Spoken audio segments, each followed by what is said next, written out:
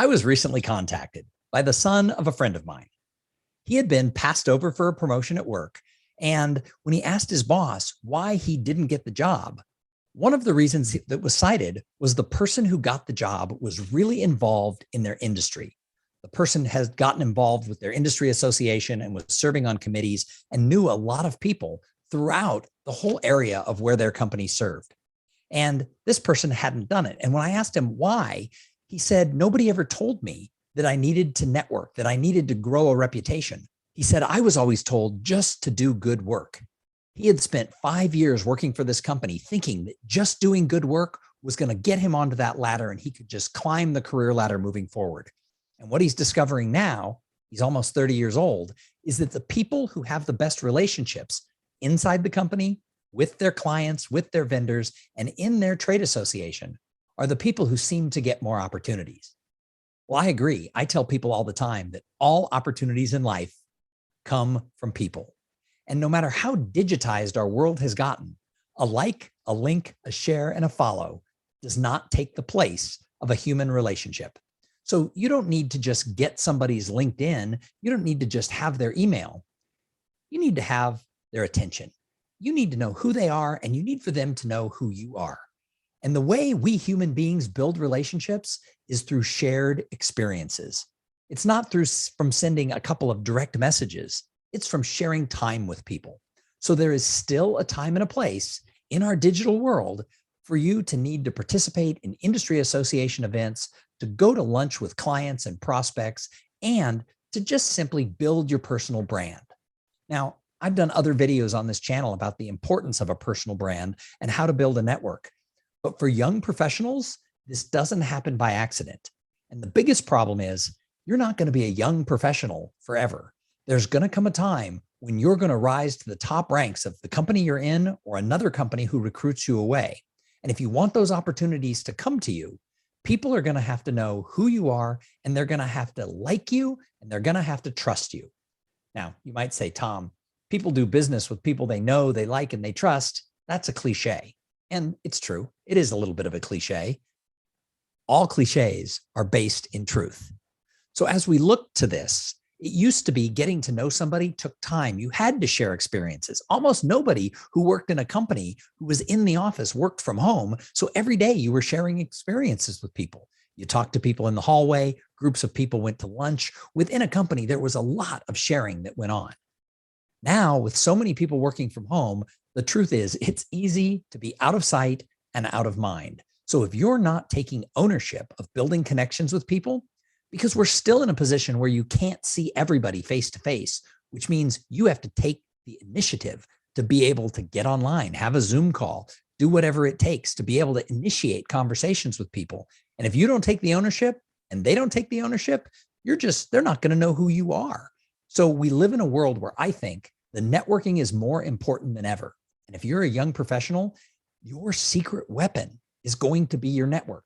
And I don't mean how many followers you have on LinkedIn. A like, a link, a share, and a follow really means nothing without some level of a real relationship. And a real relationship still comes down to sharing experiences with people. And some of those experiences can be digital. However, there's still a need for that face-to-face networking. I tell everybody, no matter what industry you're in, you should be very active in your industry trade association and attending at least one national event a year, and maybe several local or regional events as well. Because when you show up in person and you participate, you're going to be able to build those relationships that will lead to those opportunities. Now, here's the problem. Meeting someone once doesn't make them part of your network. And we live in a world where everybody wants everything now. And it's not just young professionals. All of us want to have instant gratification. So we go to an event, we meet 3 or 4 people, and we go home thinking, where are those opportunities? And they don't happen because meeting someone once doesn't make them part of your network. Meeting someone once makes them someone you have met once. And there is a huge difference between someone you've met once and someone you have established a mutually beneficial long-term relationship with. And that's where the magic happens in this. You have to invest in people over the long haul. You can't prejudge them because you never know who you meet, who has an entry-level job, who in 5 or 10 years is going to be CEO of a company you want to do business with. So show up, get to know people, treat people well, serve them the best you can, and then show up again. I got really involved in the National Speakers Association 12 years ago. And I went to 2 conferences a year for 3 or 4 years before I ever started to see the payoff from my involvement in the organization. I remember talking to a friend who started her speaking career at the same time. And she's like, why would you invest time and money to go where your competitors are? She goes, I only want to go into situations where I can sell to people. Fast forward, she's not that active of a person in the speaking business anymore. She's gone on to other things because I don't think you can just show up at events as if you're a hungry wolf who hasn't eaten in a month and everybody in the room has a pork chop around their neck and you're like, arr, you want to go and get them. Sometimes you have to go to where your competitors are. And sometimes it's really smart to help other people in your industry, especially if you're not a direct competitor.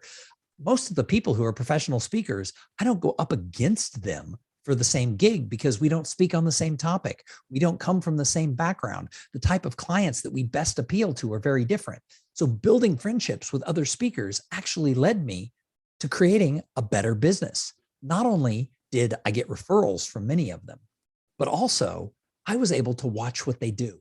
Because here's the thing, when you get around successful people in your industry or in an adjacent industry or whoever you're spending time with, successful people can't help it. Success leaves clues.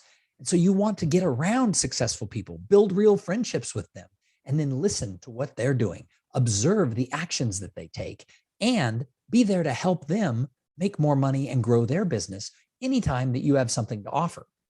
Here's the thing, if you're very self-focused saying, I don't have time to invest in anybody else, some of you will be very successful. But most people will learn over time that in order to reach the highest levels of success, you can't do it alone. That's why networking is so important. And as we move out of the pandemic and we move into this new world, yes, online and virtual meetings are here to stay. There's a lot less reasons that we have to get together face to face. However, it means that when we do get together in a face-to-face environment, it's more important than ever. Your secret weapon is building a personal brand and a reputation and building honest to goodness friendships with people in your industry. I call it creating uncommon connections because many of you watching this will tell me I have 1,000, 2,000, 5,000 or more connections on LinkedIn and other social media. Well, that like, link, share, and follow doesn't do you any good if the person doesn't really understand who you are and what you do. There's a lot of people who follow me who have no idea who my clients are and who I serve. Therefore, there's no way they can refer me and help me. So you have to invest in the human side of business. So if you're a young professional, if you're in the middle of your career, or even if you're a more senior executives, remember that people matter. And I think they matter more than ever now than at any time in history. When's the last time that you made a referral to somebody who closed a piece of business? If you don't know the answer to that, that should be a problem. I can tell you exactly the last time I referred somebody who actually closed the business because I refer people all the time. That referring of other people, that is a currency that brings value to you over the long run. Because when you help others, many of them, not all of them, want to help you.